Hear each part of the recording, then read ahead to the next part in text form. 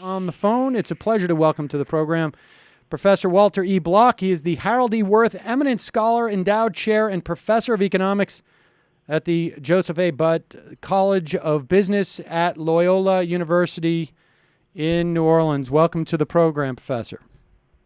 Sam, thanks. In exchanging emails, you've asked me to do my best not to interrupt and that we won't interrupt each other. And within the confines of the medium, I will endeavor to do so. And we agreed to start with the premise of laissez-faire capitalism. Why don't we start? Yes, why don't we start with the laissez-faire capitalism is the best system for mankind, both from an ethical and an economic point of view. So tell us why that is the case. Well, just briefly, what laissez-faire capitalism is a voluntary trade between consenting adults. And every time a voluntary trade occurs, for example, if I trade my pen for your wristwatch, it must be that there's something about your wristwatch I like better than my pen, and there's something about my pen that you like better than your wristwatch. And therefore, there's mutual gain, at least in the ex ante sense of anticipations. Ex post, one of us may regret the trade later, but at least in the initial outset, we are trading because we each expect to benefit. And this applies to barter and to buying and selling and renting and employment and every other contract, investing in the market system. So it's mutually beneficial, and this is sort of a deontological proof of it, namely the logic. There's a lot of empirical evidence that attests to the fact that the countries that are closest to laissez-faire capitalism, namely have the most economic freedom, are also the richest. For example, Hong Kong and Singapore in the empirical analyses are the most free countries in the world, and they're among the richest. And from an ethical point of view, it's also beneficial because it's based on voluntarism, no coercion. If anyone pulls a gun on anyone else and forces him or compels him or prohibits him from doing anything in a commercial interaction, well, then that would be outside of laissez-faire capitalism. So what's inside laissez-faire capitalism is just voluntary interaction, and voluntary interaction is ethical. Now, is it your sense that we don't have that type of freedom to engage in exchange in this country? Well, we've got some. When I first did my empirical research, I think the first book was 1976, the U.S. was the fourth freest country. We're now, I think, something like the 15th or 16th freest country, which is pretty good out of, 150 or 200 countries, but, not as good as it could be. So we've got a modicum of economic freedom, although it is curtailed in many different ways. Let's talk about how it's curtailed in your perspective. Well, for example, take the minimum wage law. That curtails it in the sense that I now offer you a job washing my car or whatever at $6 an hour, and let's say you would agree, and we can both go to jail for that. They probably wouldn't put you in jail because they would think I was exploiting you, but theoretically we could both go to jail because the minimum wage law is $7.25 an hour. And if we, two consenting adults, come to an agreement for $6 an hour, it's illegal. So our freedom to have an employment contract is, in that instance, curtailed. And so how is that, how is the idea that I would get, when we talk about the minimum wage, the idea that I would get a living wage or a wage that could sustain me, how is that unethical? And how does it hurt us economically? Well, let's say $20 an hour is sustainable, or what did you call it? I forget. A living wage. Living wage, sorry. Let's say $20 an hour is a living wage, and I'm offering you $6. Have I hurt you? Have I, in any sense, engaged in an uninvited border crossing? Have I used coercion against you? No. I've not worsened your position. I don't know what your situation is right now, in hypothetical. I'm not talking about you as an actual person, rather you as a theoretical person. I come up to you and say, hey, come work for me for $6. What do you say? And, if you can make $20 an hour a living wage, well, you say, well, thanks for your offer, but no thanks. If you're a polite person, if you're not polite, you'll say something else. On the other hand, if right now your wage is, say, $2 an hour, you'll say, whoop-de-doo, $6, that's great. So I think that either I can't hurt you, or possibly I can help you. Now, it would be nice if you were making $20 an hour, and if you were, then my offer of $6 will just sort of flow off your back like water off a duck's back. You're not going to seriously entertain it. But I haven't hurt you, I haven't violated your rights, and I might have improved your situation if your situation was much more dire, namely, say you were making $2 an hour, or you were unemployed and had no other job opening. $6 an hour is better than nothing. Well, now let's talk about, though, living people. I mean, in when we talk about actual individuals, we know that in many instances, if you're making even, let's say, the minimum wage as it is now, never mind getting rid of it, many of those people cannot afford to feed their families without government assistance. They can't afford to get health care without government assistance. We're all well aware of, the stories of how many Walmart workers are required to get nutritional assistance and medical assistance. We also know that in the case of, so I'm not sure how it's unethical that someone would receive a higher minimum wage. But also from an economic standpoint, we know that just there was a report today that I saw that raising the minimum wage will actually put an additional $35 billion. I mean, specifically when we're talking about the $10.10 an hour, it'll increase the wages of almost 29 million workers by $35 billion, and it will increase economic activity. How is that bad for the economy, and how is that unethical? Well, I think it's bad for the economy because right now, let's say there's somebody who's making $9 an hour. Right now, the minimum wage law is $7.25, and we're now contemplating, say, raising it to $10.10. Right. Right. And right now, there's some guy who's making $9 an hour, let's say. And the reason he's being paid $9 an hour is because his employer thinks he's worth $9 an hour.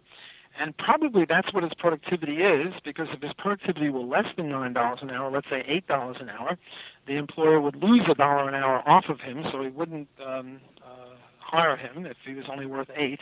And if he were really worth, say, $9.50, his wage would tend to rise to $9.50 because some other employer would offer $9.01 and someone else would offer $9.02. So in economics, we have this, axiom or aphorism or something that says that wages tend to equal marginal revenue product or productivity. So here's a guy who's now making $9 an hour, and let's say his productivity is $9 an hour, and now we raise the minimum wage to $10.10. And now the employer says to himself, hey, this guy, Joe, who I used to hire at $9, now I have to pay him $10.10. I'm going to lose $1.10 off of him. I'm going to fire him.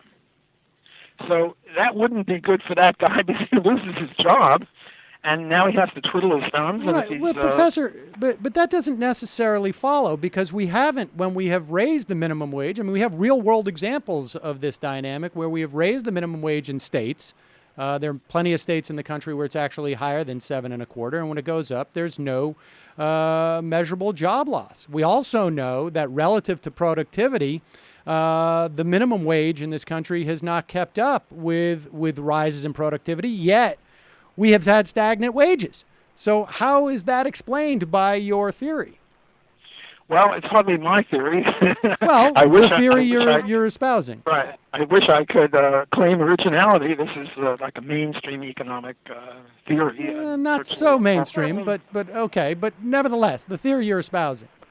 Well, yes. The theory I'm espousing says that when you raise wage, you see, the minimum wage law doesn't compel anyone to hire anyone. The minimum wage law doesn't. No, say, I understand that, but I'm sorry. We did say we weren't going to interrupt. Right. Yes, I'm sorry. Go ahead. That's okay. Well, go ahead. It's your turn. I don't want to. Well, I'm asking you to. How does? I get what your theory says, But I'm saying, how does your theory reconcile itself with the real-world empirical data that I've just presented to you? Well, the real-world empirical data is highly problematic because it depends upon the timing.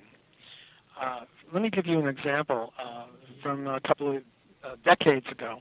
At one time, the minimum wage was 40 cents an hour. I think this was in the 1940s or somewhere. And they raised it to 70 cents an hour, which was the highest percentage increase ever, even higher than from 7.25 to 10.10. Mm-hmm. And at that time, if you walked into an elevator, there'd be a guy standing there. He wasn't a pervert. He was the elevator operator. And you'd say, 12th floor, please, and he would, get you up to the 12th floor. Well, they raised the minimum wage from 40 to 70 cents, and the very next day, did any automatic elevator guy get fired? No. Because it takes a little time to introduce automation, which was not competitive at 40 cents an hour, but was very competitive with labor at 70 cents an hour. So if you took your empirical studies of the minimum wage a day or a week or a month or maybe even 6 months after the minimum wage, what you would have found is that the wages rose to from 40 to 70 cents, and virtually none of those people were fired. But after 6 months or 8 months, then they started to get fired, and pretty much after a year or two, however long it took to rearrange matters to introduce the automation, they all lost their jobs. So the empirical stuff, you have to be very careful with that. I would say that of all empirical work on this question, maybe 95% of all the empirical work shows that if you wait a long enough time for adjustments to occur, there is very serious deleterious employment effect. Well, wait now. The problem is, though, that if you wait too long, then other things happen. So the empirical stuff is very iffy. Anyone can prove anything he wants by just the timing of when he takes the But the empirical measure. Even in your example, one, you're talking about, when we're talking about laborers in the context of Walmart, let's say, or in McDonald's, there may not be an automation solution. But even within the context of your example, you're not saying that there's a problem with the minimum wage. You're saying that there may be a certain point where an increase in the minimum wage, in your case, it was the example that you gave, was almost was nearly, I guess, 75%. Maybe there is a point between 40 and 70 cents an hour where it doesn't become effective. I mean, in other words, your example there does not in any way disprove, it does not necessarily mean that it's going to create job loss. It just means that at 70 cents an hour for elevator operators, it could have impact down the road. But I mean, if we're not going to, here's what's problematic is that your theory is nice, but my theory is that if you give more money into the hands of those people who are living at the lowest rung of the economic ladder, they're going to spend it. It's going to necessarily create more economic activity, and it's going to necessarily create more jobs because demand, as much as, Bob or whoever it was in that first example, the bottom line is I hire people when I have more business. And if I got more business coming through, I'm willing to take that dollar hit on that guy I'm paying $9. If I've got 25% more demand coming in, I can not only pay for that, but I'm actually going to have increased profits. Hello? You faded out. I'm sorry. Sam? Yeah, are you there? It's like dead air now. You're not speaking, and I don't know what's happening. Oh, can you hear me, Professor?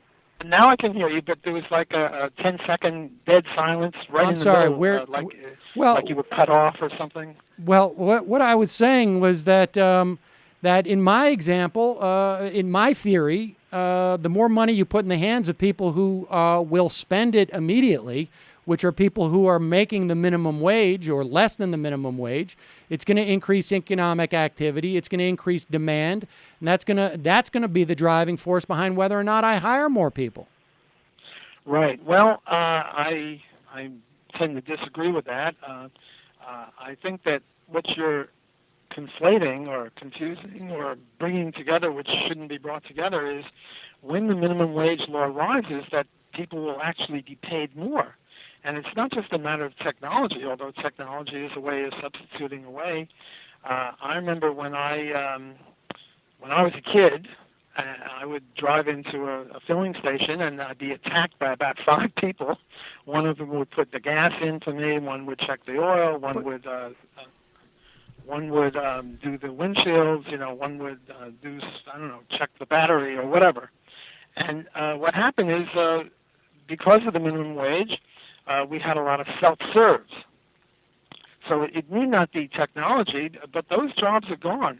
And now what you have is what your theory says is that if the minimum wage rises to a moderate level, maybe not 40 to 70 cents, but maybe 40 to 50 cents or something like that, and maybe not $7.25 to $20 an hour, but $7.25 to $10 an hour, what you're saying is, then the people will get more money.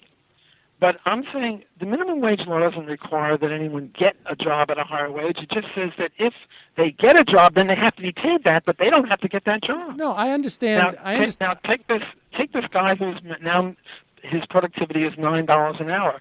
His productivity isn't going to change if the minimum wage law goes to 10.10 and nothing else happens. He's going to be fired. How soon he'll be fired is an empirical issue. He might not be fired the next day, but he's going to be fired because his productivity didn't rise. And to pay him 10.10 when he's only worth 9, you lose $1.10. Well, and if you to use this example, and if you keep. Didn't we say we weren't going to interrupt I know, but you've made the point. Am I going on too long? I think we all understand the example of the elevator operator, but my point is that we're simply arguing theories here. You won't accept empiricism because you says that we really can't measure this in the real world, is what you're suggesting. No. I do accept empiricism. These are good illustrations, and my understanding of the economic literature on this is that about 95% of all empirical work show that there are very serious deleterious effects on unemployment. But much more important than the empirical studies are the logic of it. And you're not just, I don't think I'm getting across the logic of it. No, I understand the logic of it, but I'm suggesting I don't think you understand the logic of it. You see, the logic of it that you're operating on is that the minimum wage law is like a floor. And as you raise it, the wages rise. Whereas the true account of the minimum wage is not at all a floor, rather it's a hurdle over which you have to jump in order to get a job in the first place. And if there's a minimum wage of $7.25, well, then you have to have productivity of higher than $7.25 to get a job. Look, but your argument is, but your argument is that taken to its logical conclusion, that if that hurdle was raised too high, you would have less jobs. And I'm saying it's possible that in one sector you may have less jobs, but in another sector you may have more. In fact, even in your example of the elevator operator, I mean, what is the value of an elevator operator to the people who come into the building? If it raises the rents of those people in that building, then the owner of that building will pay for that elevator operator. Well, he wouldn't have paid for the elevator operator at the old minimum wage of 40, but he will pay for he wouldn't pay for the automatic elevator when the minimum wage was 40, because then the unskilled labor and the unsophisticated equipment was very competitive with the more sophisticated automatic elevator. But when you price people out of the market, which is what you're doing with the unskilled labor, you price them out of the market, and at 70 cents, they all lost their jobs. Yes, I know. I mean,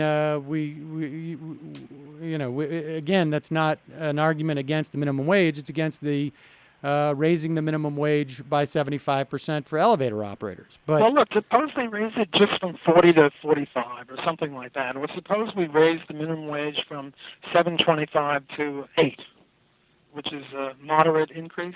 Mm-hmm.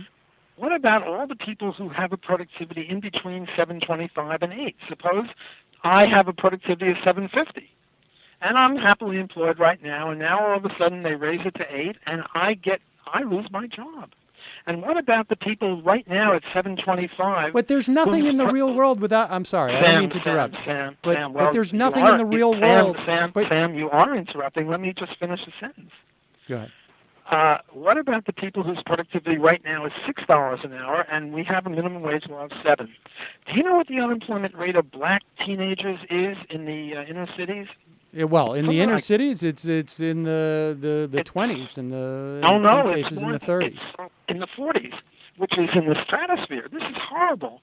This is a very, very bad situation, and the unemployment rate, the real unemployment rate, is even higher than that, because the unemployment statistics only count you if you're actively seeking a job. But if you've been actively seeking a job and your productivity is $5 or $6 an hour, and you haven't been able to find one for a year or two, through the magic of accounting, they don't count you as unemployed. So the real unemployment is just horrendous. And, these young black kids, when they're in effect told by perhaps well-meaning people such as yourself, although not everybody who favors the minimum wage law is well-meaning, when they're told, in effect, that they can't get a job and they have to twiddle their thumbs and they get bored and they get into trouble and they go to jail, this is just a horrible situation.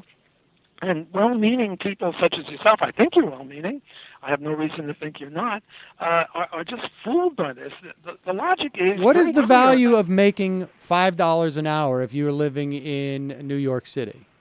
It's better than zero. Well, but what is the value of it? If you can't feed your family, wait a second. Don't interrupt me here.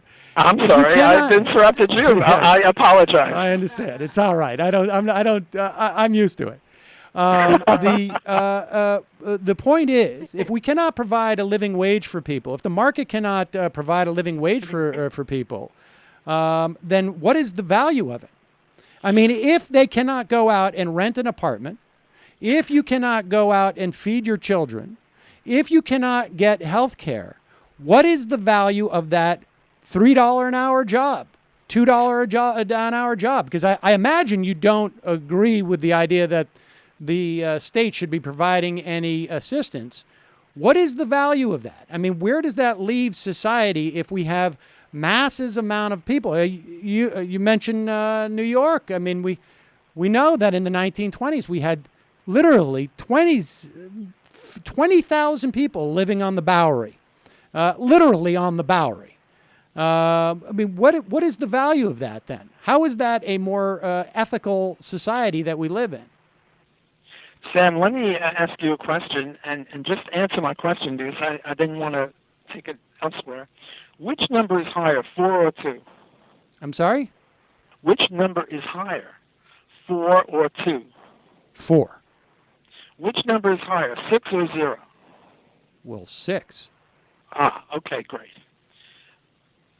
My point is that if a person has a productivity level of $6 an hour, and there were no minimum wage, he could be paid $6 an hour. With a minimum wage of $7.25, he's paid 0. Now, it's true that $6 an hour is nothing to write home about, but you've just... Well, it's not just to not write home about. Hey, let me Professor, finish. You're not answering my question. Sam, you're not answering my question. Sam, you're interrupting me. I understand, but you're not answering my question. I'm not going to answer your question. I'm going to keep going. All right, go ahead. And when I stop, you can ask the question again. And you won't answer it again. Well, I might. Okay. But I won't if you keep interrupting me. And didn't you promise not to interrupt? Well, I said I'd do my best. Okay. Well, try to do a little harder, best, or try to do your best harder, or whatever the word is. Okay.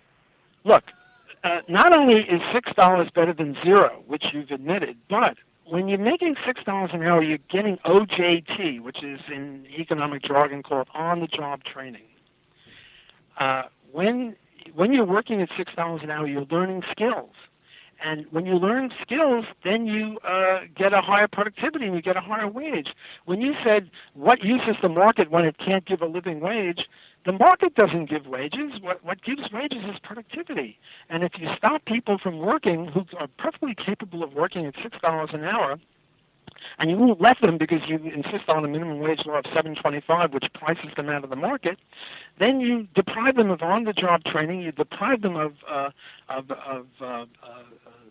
increase in productivity. You keep talking, well, you can't live too well on 6. Well, you can't live too well on 0.